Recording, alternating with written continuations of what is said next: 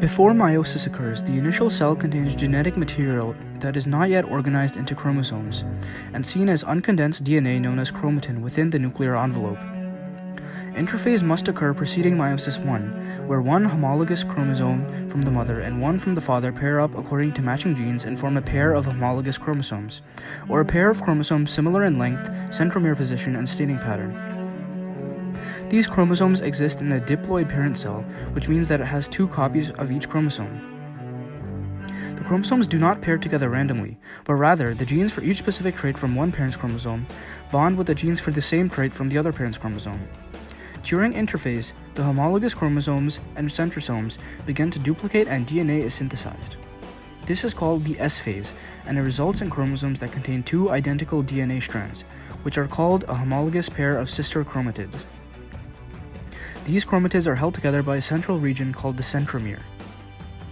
Mendel's first and second claim are seen in this beginning cell. Mendel's first claim, which states that alternative versions of genes account for variation in traits, is evidenced by the unique types of chromosomes, each of which code for different variations in traits.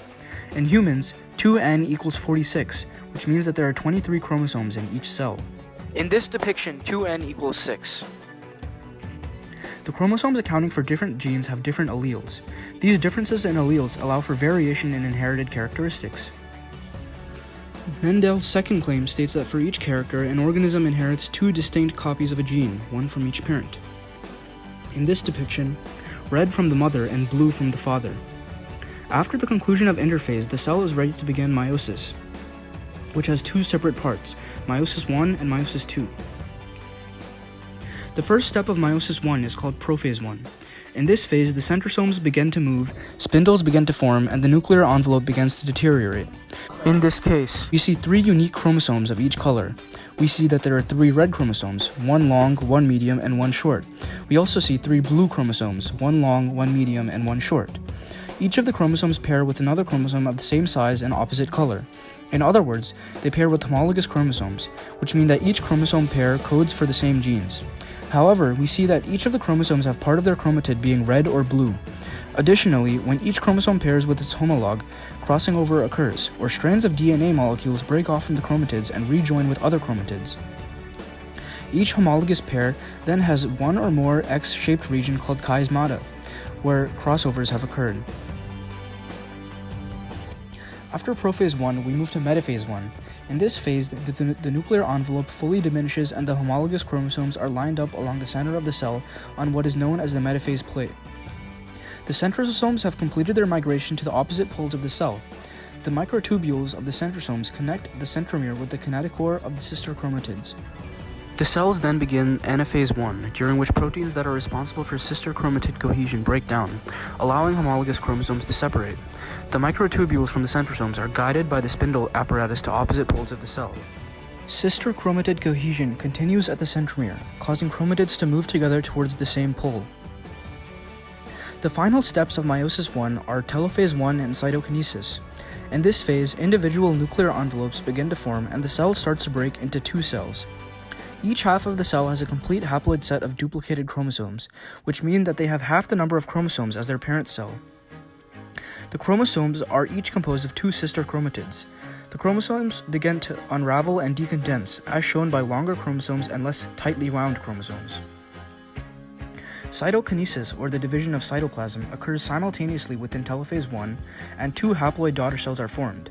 The result of meiosis I is the cells shifting from diploid to haploid, as they now have one of each of the three unique chromosomes. In other words, there are three non-homologous chromosomes in each cell. Mendel's fifth claim, the law of independent assortment, is seen in telophase and anaphase. The law states that traits will assort independently of each other, and the outcome of one trait will not affect the outcome of another. Here, let's say that the large chromosomes at a specific locus code for eye color. The medium chromosomes at a separate locus code for hair color, and the small chromosomes at a specific locus code for height. And let's say that the large pink chromosome contains a dominant allele for eye color, the medium pink chromosome contains dominant hair color alleles, and the short pink chromosome contains a dominant allele for height. The fact that these three chromosomes contain dominant alleles do not influence the segregation of the individual chromosomes. As we see in our examples, the three chromosomes with the given dominant traits end up in cells. Meiosis II begins with the cell undergoing prophase II. The nuclear envelope once again diminished and the non-homologous chromosomes become more distinguishable. Additionally, in the phase, the centrosomes duplicate and start to migrate away from each other, developing spindle fibers. Each duplicated chromosome remains as it is, composed of two sister chromatids bonded at the centromere.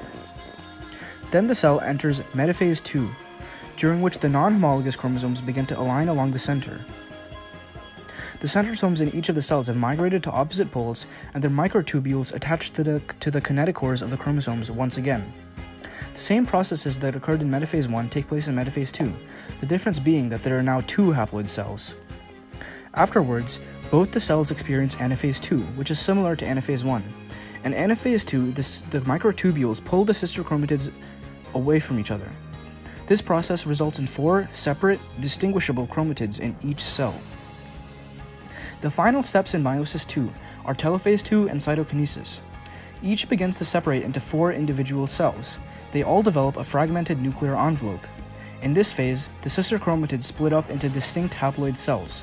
The chromatids begin to unravel, and as a result, they elongate and loosen. After cytokinesis has concluded, these haploid cells develop full nuclear membranes.